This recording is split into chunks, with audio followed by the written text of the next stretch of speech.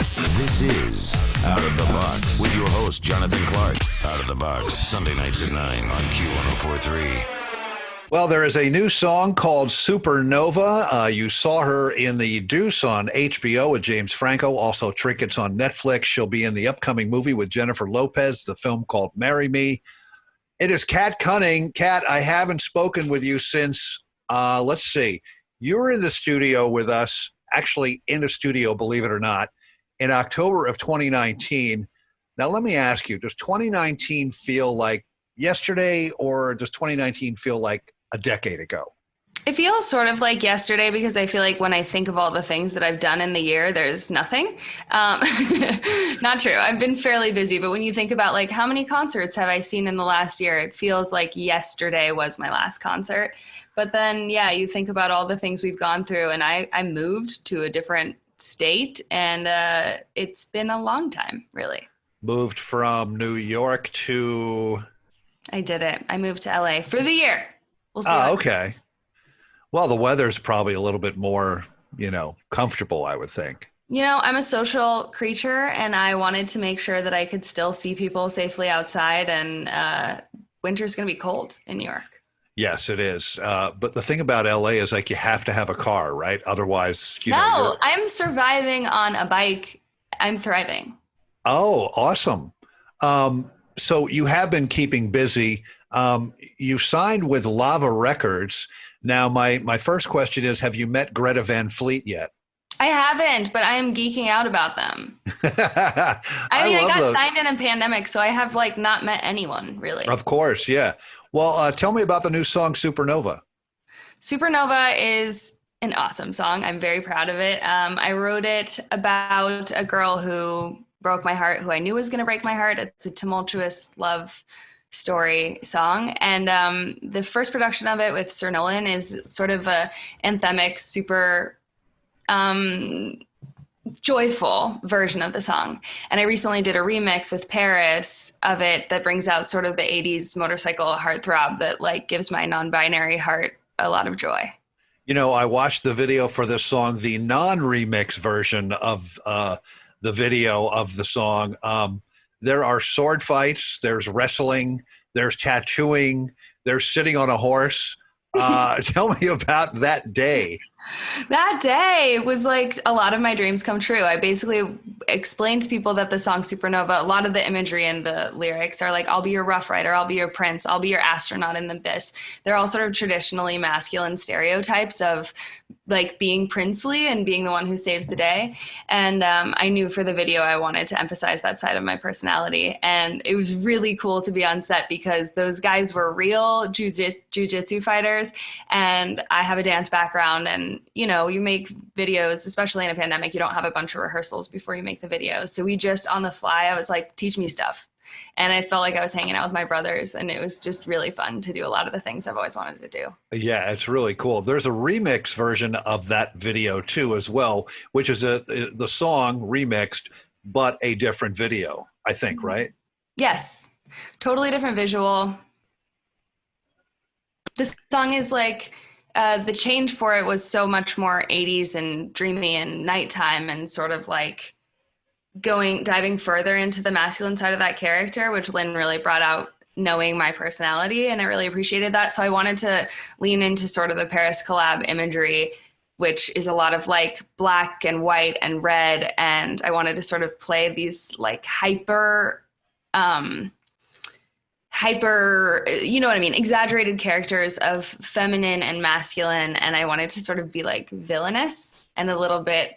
Also, it's sort of inspired by my Greek heritage, and I was sort of channeling the Greek mob. When I was watching that video, the remix version of the video, I was reminded of this great 80s video by Robert Palmer, Addicted to Love. I don't know if you've seen that, but it's really cool. But do you have some favorite 80s artists? Oh, my God. Bowie. Well, you can go back to the 70s for him, actually, but yeah, I know. Where do we even start?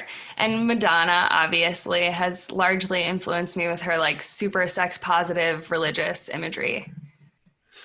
Tell me about working with Jennifer Lopez on this film, Marry Me. Oh my God, she's every bit as much like diva queen goddess as you would imagine. Like I was very, very intimidated to step into a scene with her because she has been my career goals my whole life. I also started as a dancer and then I moved on to act and sing like she did. And yeah, she's a god, honestly. Even and everything around her is bedazzled to accentuate that. She has like a bedazzled water bottle and like a bedazzled robe that doesn't even make it into the scene. It's not like for play. It's just because she deserves beautiful things around her. Did you meet A-Rod by any chance? I didn't. He was not on the set that day or those days. Hey, no, but you're also doing a horror movie? I'm doing a horror movie. It's my first one. I almost just spoiled it. I won't tell you what I was going to. Well, you don't have to tell me the name of it or when it, but is this something you've always wanted to do? Yeah, it really is. I love how extremely theatrical horror movies are and how visual they are. And I'm inspired by them a lot of the times when I'm writing music. So I'm really excited to be, I wish I could tell you so many things about it, but it's going to be a little gory, a little dreamy, a little Victorian. I'm actually a big scaredy cat and I can't watch horror movies that like really get into my bones. Like weirdly, Twin Peaks is way scarier to me because the soundtrack just like puts you in a world that you can't ever escape than like crazy psychological thrillers about real people being horrible. Like I can totally handle those. But in this one, it's going to be beautiful and Victorian and sexy and very scary, I hope. Well, I agree with you because I don't think there are a lot of really scary movies. If you get into the psychological aspect, that's when it becomes scarier. You know what I mean? And like you bring up Twin Peaks, the music was huge in that, obviously, but also the writing of the scenes and the screenplay they use the cinematography, the characters. That's what made it scary. It's, somebody like chopping someone's head off with an axe is not scary to me. Me neither. I'm like, show me all the guts, like decapitate everything. It's fine. I don't care. But the second that you get into my psyche and you make me suspicious of the way that my windows look, like Twin Peaks gets into your psyche and makes you distrust everything around you. And I think that's amazing. And I like to be a part of stuff like that because I'm kind of a control freak. So if I am driving what freaks people out, that makes me feel really good. But if I'm watching it, I'm a little baby. Kat Cunning is with us. She's got a new song, Supernova, and videos. And I read that more music is coming soon. And you're working with some pretty well-known English songwriters and producers. I am. Yeah. I have a couple coming up. One of them with Justin Parker, who I have written a lot of songs with. Supernova, I wrote with him. He's one of my favorite collaborators. And since the pandemic, sorry, that's my phone. Since the pandemic, I have gotten to work with Amy Wadge over Zoom. And there's another one coming with her that I'm really excited about. Now, one of them wrote Stay for Rihanna. Yeah. I think, was it Amy, you said? Justin Parker with Mickey Echo.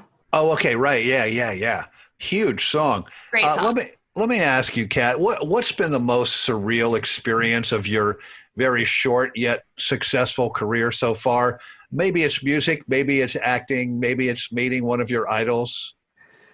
I mean, we already touched on standing in front of Jennifer Lopez and saying words to her eyes. That was crazy for me. But also, I think I've gotten to tour so little in my life because I sort of started music fairly recently. And yet the tour that I got to go on was gigantic. I got to open for LP for rooms of like 2,000 plus. And I think the most surreal moment was being halfway through that tour and being in the middle of a performance for a really generous audience and seeing the LPs on side stage, like feeling it. That was very surreal for me because I have so much respect for her as a writer, as a performer, somebody who holds down the stage.